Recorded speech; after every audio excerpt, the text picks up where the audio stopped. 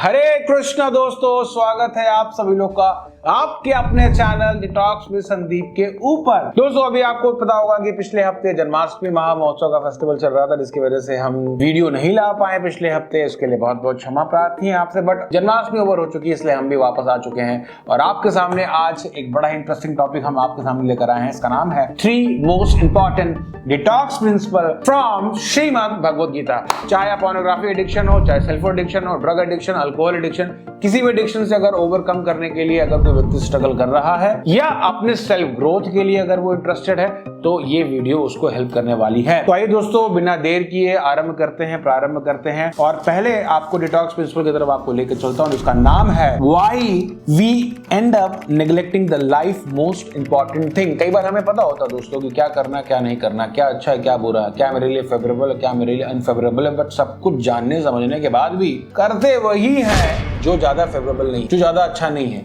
जो हमारे ग्रोथ के लिए अच्छा नहीं है। फॉर एग्जाम्पल, एक हफ्ते बाद मेरा एग्जाम है, फिर भी एग्जाम की तैयारी ना कर मैं नेटफ्लिक्स देख रहा हूँ। अपनी साधना को, चैंटिंग को, रीडिंग को, हियरिंग को ताक पर रख कर मैं गेम खेल रहा हूँ, मैं टाइम पास कर रहा हूँ। और जब हमें पता चलता है अपने आप से कि मैं लाइफ के सबसे इंपॉर्टेंट प्रिंसिपल्स को नेग्लेक्ट कर टाइम वेस्ट कर रहा हूँ, तो हमें अंदर से बहुत ग्लानि होती है, बहुत दुख होता है, गाली देने का मन करता है, शेम होता है। ये होता ही क्यों है? सबसे पहले हम समझने का प्रयास करते हैं कि हम नेग्लेक्ट ही क्यों करते हैं, और सबसे पहले तो ये समझने का प्रयास करते हैं उससे भी पहले कि ऐसा ही क्यों होता है कि गड़बड़ करने के बाद हमें रियलाइज होता है कि हाँ यार मैंने गड़बड़ कर दिया, पहले क्यों नहीं पता चल पाता है। तो उसके लिए मैं आपको एक कहानी सुनाना चाहूंगा। आपको पता है कि मैं कहानी सुनाना मुझे काफी पसंद है और आपको कहानी सुनना भी काफी अच्छा लगता होगा, मैं एज्यूम करके चल रहा हूँ। एग्जाम्पल दोस्तों कि अगर हम बाहर जा रहे हैं, हमारे जो क्लोज फ्रेंड्स हैं उन्होंने हमें एक बहुत इंपॉर्टेंट एक जेवल हमें दे दिया और जेवल बड़ा ही कीमती है, उसकी बाहर बहुत करोड़ों में कीमत। हमने देखा कि भाई जेवल है तो लाओ भैया घर के लॉकर में सेफ्टी के साथ उसको सबसे तिजोरी में, सबसे खुफिया तिजोरी में बांध के रख दो एकदम। उसको हमने रख भी दिया, बट हमारे घर के अंदर कुछ लोग ऐसे लोग हैं जिनकी बुरी नजर है उस हीरे के ऊपर, वो चाह रहे हैं कि वो हीरा हम चुरा लें। तो वो हमारे घर वाले लोग क्या कर रहे हैं, हमारे घर के अंदर जो रहने वाले लोग हैं वो हमारा ध्यान कई ऐसे इंपॉर्टेंट चीजों पर, लेस इंपॉर्टेंट चीजों पर हमारा ध्यान लगा दे रहे हैं जो हमारे ग्रोथ के लिए जरूरी है ही नहीं, और हमें ये भुला दे रहे हैं कि हमारे पास तिजोरी के अंदर एक बहुत बेशुमार, एक बहुत कीमती जेवल भी रखा हुआ है। सेम दोस्तों लाइफ के अंदर अगर हम इस एग्जाम्पल को उठाकर देखें तो हमारे साथ हमारा मन भी यही करता है। हमारे लाइफ में कई सारी इंपॉर्टेंट चीजें हैं दोस्तों, हमारी साधना है, हमारा स्पिरिचुअल लाइफ है, हमारी पढ़ाई है, हमारा कैरियर है, हमारा ग्रोथ है, हमारे रिलेशनशिप है, हमारी फैमिली है, हमारा हेल्थ है। बट इन सारे मुद्दों से ध्यान हटाकर हमारा जो मन है वो लेस इंपॉर्टेंट, सेंसुअल, टेम्पटेशन वाली चीजों में हमारा ध्यान फंसा कर रख देता है और हमें भुला देता है कि लाइफ के इंपॉर्टेंट जेवल्स हमारी लाइफ में क्या क्या हैं। This is the first we have to understand कि होता क्यों, हम भूल क्यों जाते हैं, हम नेग्लेक्ट क्यों करने लगते हैं, बिकॉज माइंड ऐसा प्रोग्राम ऑटोमेटिक किया गया है। अब अगला प्रश्न ये आता है कि भाई माइंड करता तो करता है, बट हम क्यों कर रहे हैं? हम तो अवॉइड कर सकते हैं ना, हम तो चाहते हो अच्छा काम कर सकते हैं ना, हम क्यों माइंड को अलाउ कर रहे हैं कि वो ऐसा काम करे? इसका आंसर भगवान भगवद गीता के चैप्टर 18 श्लोका नंबर 37 में बता कि हमारे माइंड की इस तरीके से प्रोग्रामिंग की गई है कि जो सेंसुअल वाली जो चीजें हैं, कि जो भी टेंजिबल प्लेजर है, जो मोड ऑफ गुडनेस के जो प्लेजर हैं, जो स्पिरिचुअल प्लेजर है, वो शुरू में उसको प्रोग्रामिंग इस तरीके से किया है कि शुरू में पॉइजन लगेगा, मन नहीं करेगा, विष के समान लगेगा, बट बाद में वो नेक्टर हो जाता है, बाद में उसका रिजल्ट जो मिलता है तो नेक्टर लगता है, बट शुरू में वो पॉइजन लगता है। और कोई भी पॉइजन पीना नहीं चाहता क्योंकि सब लोग भोलेनाथ तो है नहीं। तो होता क्या है कि किसी को डिसिप्लिन में रहना, सुबह उठना, साधना करना, रूल्स रेगुलेशन को फॉलो करना किसी को अच्छा नहीं लगता है, सबको पॉइजन के समान लगता है, इसीलिए हम उसको करना नहीं चाहते, हम उसको टालते रहते हैं। कल से करेंगे, परसों से करेंगे, पता चला कि जन्म जन्मांतर से टाल ही रहे हैं, बट अभी तक किया नहीं क्योंकि पॉइजन लग रहा है। वही भगवान चैप्टर 18 श्लोका नंबर 38 में बताते हैं कि जो सेंसुअल जो प्लेजर हैं, जो सेंस ग्रेटिफिकेशन वाली जो चीजें हैं, वो हमें बड़ा अच्छा, उसकी पैकेजिंग इस तरीके से की कि शुरू में नेक्टर लगता है, बाद में भले ही पॉइजन हो जाए बट शुरू में तो नेक्टर लगता है। नेटफ्लिक्स देखना, पोर्नोग्राफी देखना, टाइम वेस्ट करना, मतलब जो भी अनप्रोडक्टिव काम है वो बड़ा मजा आएगा। सोए रहना, आलसी बन जाना, बड़ा मजा आएगा क्योंकि पैकेजिंग इस तरीके से की गई है।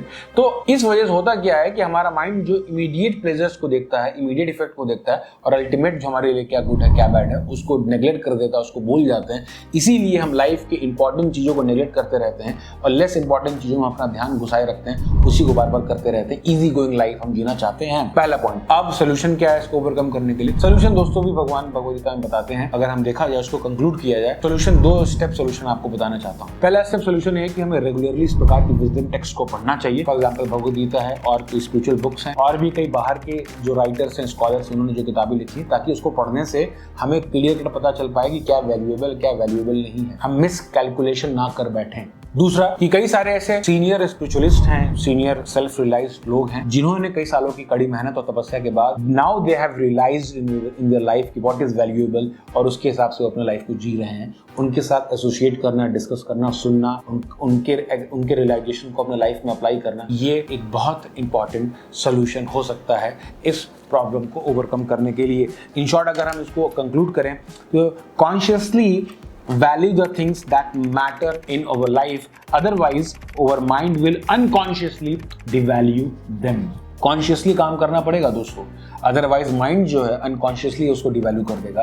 तो हमें कॉन्शियसली डटे रहना पड़ेगा उसको वैल्यू करने के लिए। सेकंड इंपॉर्टेंट डिटॉक्स प्रिंसिपल की तरफ, इसका नाम है minor distractions are not minor. Table लगता है छोटे छोटे काम है, छोटा डिस्ट्रैक्शन है, 2 मिनट का रील है, 1 मिनट का वीडियो है, 10 मिनट का ये काम है, डॉक्यूमेंट्री न्यूज है, देख लेते हैं क्या जा रहा है। और आज हम डिस्कस करेंगे कि जो माइनर जो चीजें हैं उसका जो इम्पैक्ट है that is very huge, that is very major. एक एनालॉजी के थ्रू आपको समझाने का प्रयास करूंगा। फॉर एग्जाम्पल मान के चलिए कि 2 देशों के बीच लड़ाई हो जाती है और एक देश की जो आर्मी है बॉर्डर की तरफ मूव कर रही है, और जो आर्मी की जो रेजिमेंट अपने साथ सारा सामान लेकर बॉर्डर की तरफ जा रही है। जब बात दुश्मन को पता चलती है तो वो अपने कुछ खुफिया जासूसों को ड्रेस पहनाकर बदलकर उस आर्मी के अंदर घुसा देती है। और दुश्मन क्या करते हैं कि वो आर्मी का जो रास्ता बदलते रहते हैं, बोलते नहीं सर इधर से जाइए, इधर से जाइए, उधर से जाइए, घुमा घुमा के ले जाइए, तो लंबा रास्ता घुमा के उनको डेविएट कर देते हैं उनके पास। इससे होता क्या है दोस्तों कि आर्मी जो है बॉर्डर पर बहुत लेट पहुंचती है, सबसे पहली बात तो टाइम ज्यादा लगता है पहुंचने में। दूसरा, आर्मी के पास जो खाना पीना राशन होता है वो बहुत जल्दी खत्म हो जाता है। तीसरा, राशन जल्दी खत्म हो जाता है तो बहुत कम समय के लिए वो युद्ध लड़ पाते हैं, उनको जल्दी से पीछे हटना पड़ता है due to the minor deviations. उसी प्रकार से इस एग्जांपल को अगर हम अपने लाइफ में अप्लाई करें तो कई बार हमें लगता है कि 1 मिनट का रील है, 2 मिनट का इंस्टाग्राम है, 10 मिनट मूड फ्रेश कर लेते हैं, मूवी देख लेते हैं, ये देख लेते हैं। माइनर जो डिस्ट्रैक्शन है इसका इम्पैक्ट अगर हम कैलकुलेट करें कि अगर डेली अगर हम आधे घंटे भी रील देखने में लगा रहे हैं, होता ये कि हमें लगता है कि 1 मिनट का रील देखेंगे, 2 मिनट का माइंड फ्रेश करेंगे, 5 मिनट देखेंगे, बट वो 5 मिनट से 1 घंटा कब हो जाता है, वो 10 मिनट से 2 घंटा कब हो जाता है, हमें कुछ पता नहीं चल पाता है। तो अगर फॉर एग्जांपल डेली अगर मैं 1 घंटा अपना टाइम वेस्ट कर रहा हूँ माइनर डिस्ट्रैक्शन में, नेटफ्लिक्स में, इंस्टाग्राम में, अनकॉन्शियसली, जिसका कोई पर्पस ना हो, पर्पसलेस होकर अगर मैं इसका इस्तेमाल कर रहा हूँ, तो 1 हफ्ते में मैं 7 घंटे वेस्ट कर रहा हूँ, 1 महीने में मैं 30 घंटे वेस्ट कर रहा हूँ, 1 साल में मैं 360 घंटे वेस्ट कर रहा हूँ। अगर मैं 50 साल जीता हूँ तो 50 × 360 कितने घंटे में वेस्ट कर रहा हूँ due to this minor distraction.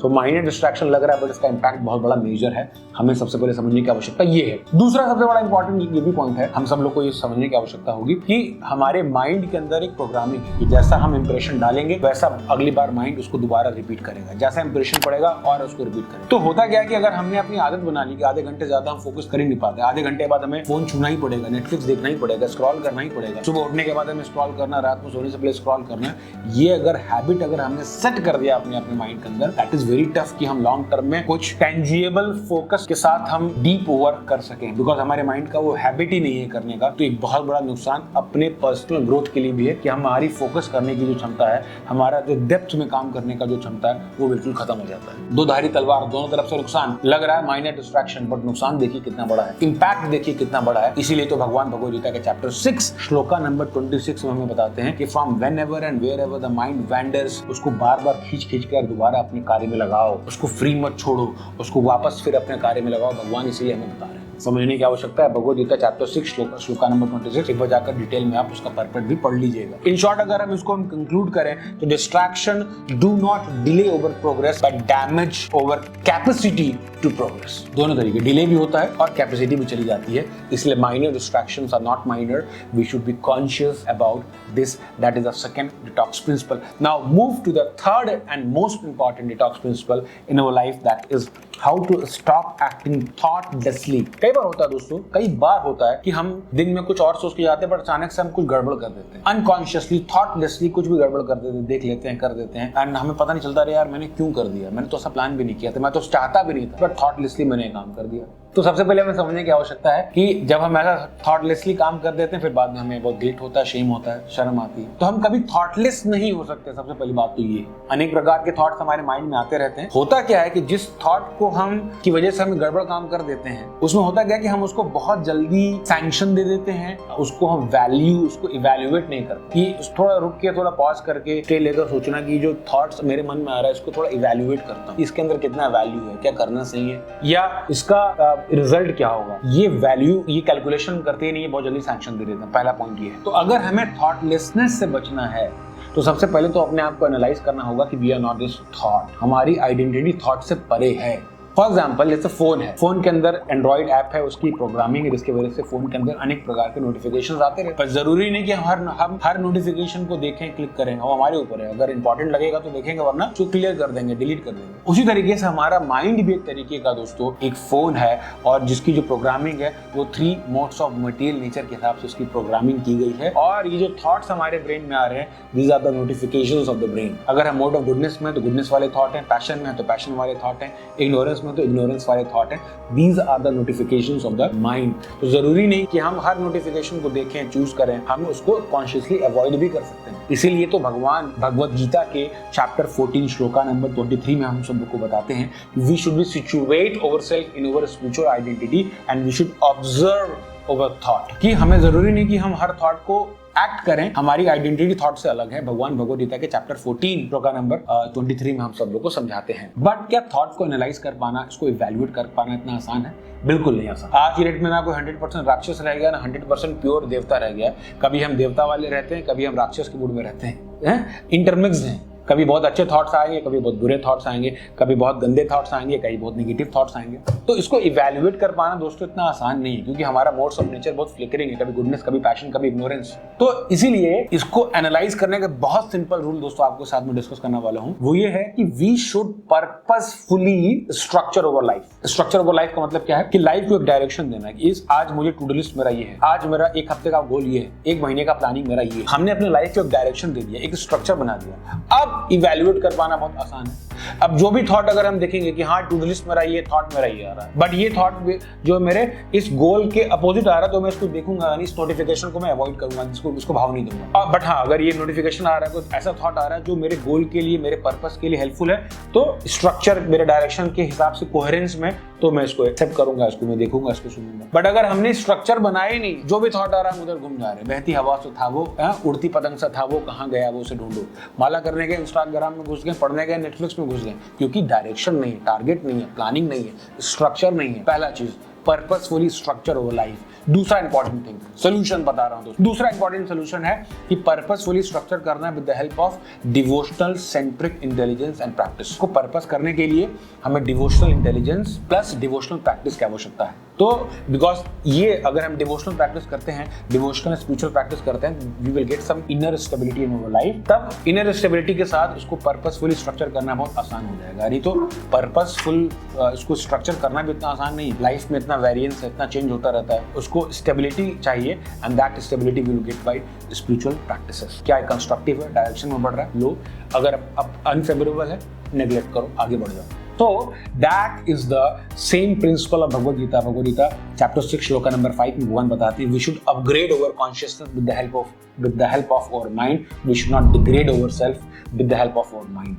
हमें अपने माइंड का इस्तेमाल करके अपग्रेड करना है, ना कि डिग्रेड करना है। Bhagavad Gita chapter 6 shloka number 5। तो ये कुछ डिटॉक्स के इंपॉर्टेंट कॉन्सेप्ट दोस्तों हमने आपके साथ डिस्कस किया from Bhagavad Gita, directly solution oriented. अगर आपको इस प्रकार के और वीडियोस देखनी है तो आप हमें कमेंट करके बता सकते हैं, और किन टॉपिक्स पर आप चाहते हैं कि हम आपके लिए वीडियोस बनाएं, आप हमें वो भी बता सकते हैं। कुछ फाइनेंशियल कंट्रीब्यूशन भी कर सकते हैं, ताकि आगे इस प्रकार की वीडियोस को बनाने में हमें सहायता होती रहे। मिलते हैं दोस्तों आपसे अगले एक और बड़े ही इंटरेस्टिंग वीडियो में, तब तक के लिए thank you so much. Hare Krishna.